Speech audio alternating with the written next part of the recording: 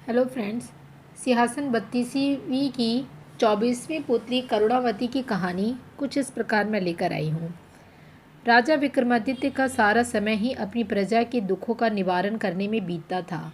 प्रजा की किसी भी समस्या को वे अनदेखा नहीं करते थे।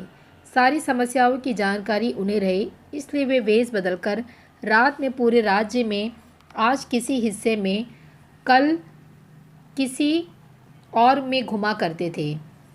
उनकी इस आदत का पता चोर डाकुओं को भी था, इसलिए अपराध की घटनाएं छिटपुट ही हुआ करती थी। विक्रम चाहते थे कि अपराध बिल्कुल मिट जाए, ताकि लोग निर्भय होकर एक स्थान से दूसरे स्थान की यात्रा करें तथा चैन की नींद सो सके। ऐसे ही विक्रम एक रात वेश बदलकर राज्य के एक हिस्से में घूम रहे थे कि उन्हें एक बड़े भवन से लटकता एक कमंद नजर आया। इस कमंद के सहारे जरूर कोई चोर ऊपर की मंजिल तक गया होगा। यह सोचकर वे कमंद के सहारे ऊपर पहुंचे। उन्होंने अपनी तलवार हाथों में ले ली ताकि सामना होने पर चोर को मौत के घाट उतार सके। तभी उनके कानों में स्त्री की धीमी आवाज़ पड़ी। तो चोर कोई स्त्री है, यह सोचकर वे उस कमरे की दीवार से सटकर खड़े हो गए जहाँ से आवाज़ आ रही थी। कोई स्त्री किसी से बगल वाले कमरे में जाकर किसी से वध करने को कह रही थी। उसका कहना था कि बिना उस आदमी का वध किए हुए किसी अन्य के साथ उसका संबंध रखना असंभव है। ताकि एक पुरुष स्वर बोला कि वह लुटेरा अवश्य है, मगर किसी निरपराध व्यक्ति की जान लेना उसके लिए संभव नहीं है। वह स्त्री को अपने साथ किसी सुदूर स्थान जाने के लिए कह रहा था और उसके विश्वास दिलाने की कोशिश कर रहा था कि उसके पास इतना अधिक धन है कि बाकी बची ज़िंदगी वे दोनों आराम से बसर कर लेंगे। वह स्त्री अंत में उससे दूसरे दिन आने के लिए बोली, क्योंकि उसे धन बटोरने में कम से कम 24 घंटे लग जाते। राजा समझ गए कि पुरुष उस स्त्री का प्रेमी है तथा स्त्री उस सेठ की पत्नी है जिसका यह भवन है। सेठ बगल वाले कमरे में सो रहा है और सेठानी उसके वध के लिए अपने प्रेमी को उकसा रही थी। राजा कमंद पकड़कर नीचे आ गए और उस प्रेमी का इंतजार करने लगे।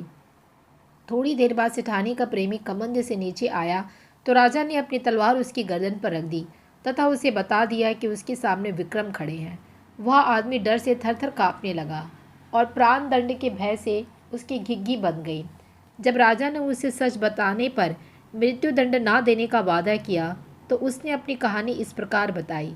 मैं बचपन से ही उससे प्रेम करता था और उसके साथ विवाह के सपने सजोए हुए थे। मेरे पास भी बहुत सारा धन था, क्योंकि मेरे पिता एक बहुत ही बड़े व्यापारी थे, लेकिन मेरे सुखी भविष्य के सारे सपने धरे के धरे रह गए।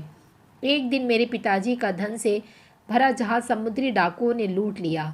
लूट की खबर पाते ही मेरे पिताजी के दिल को ऐसा धक्का लगा कि उनके प्राण निकल गए। हम लोग कंगाल हो गए। मैं अपनी तबाही का कारण उन समुद्री डाकुओं को मानकर उनसे बदला लेने निकल पड़ा। कई वर्षों तक ठोकर खाने के बाद मुझे उनका पता चल ही गया। मैंने बहुत मुश्किल से उनका विश्वास जीता तथा उनके दल में शामिल हो गया। अवसर पाते ही मैं किसी एक का वध कर देता।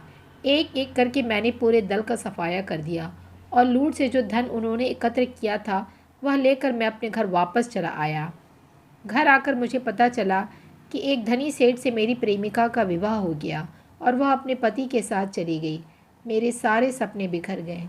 एक दिन उसके मायके आने की खबर मुझे मिली तो मैं खुश हो गया।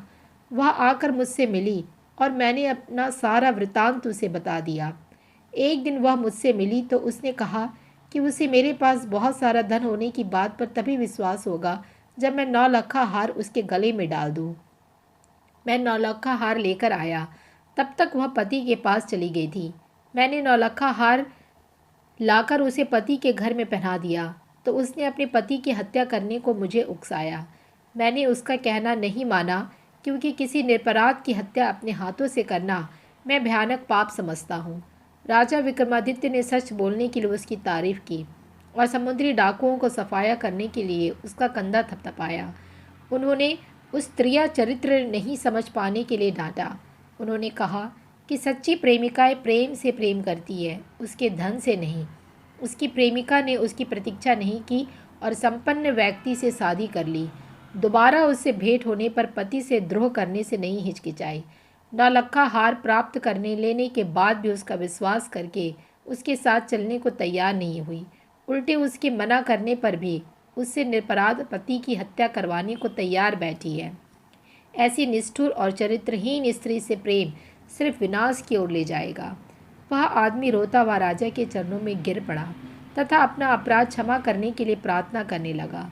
राजा ने मृत्युदंड के बदले उसे वीरता और सत्यवादिता के लिए ढेरों पुरस्कार दिए। उस आदमी की आंखें खुल चुकी थी। दूसरे दिन रात को उस प्रेमी का वेश धरकर वे कमंद के सहारे उसकी प्रेमिका के पास पहुँचे। उनके पहुँचते ही उस स्त्री ने स्वर्णाभूषणों से बड़ी सी थैली उन्हें अपना प्रेमी समझकर पकड़ा दी और बोली कि उसने विष खिलाकर सेठ को मार दिया और सारे स्वर्णाभूषण और हीरे जवाहरात चुनकर इस थैली में भर लिए। जब राजा कुछ नहीं बोले तो उसे शक हुआ और उसने नकली दाढ़ी मूछ नोच ली। किसी अन्य पुरुष को पाकर चोर चोर चिल्लाने लगी तथा राजा को अपने पति का हत्यारा बताकर विलाप करने लगी। राजा के सिपाही और नगर कोतवाल नीचे छिपे हुए थे। वे दौड़ कर आए और राजा के आदेश पर उस हत्यारी चरित्रहीन स्त्री को गिरफ्तार कर लिया गया। उस स्त्री को समझते देर नहीं लगी कि वेश बदलकर आया वह पुरुष खुद विक्रम थे। उसने झट से विष की शीशी निकाली और विस्वान कर लिया। तो मिलती हूँ अगली कहानी में।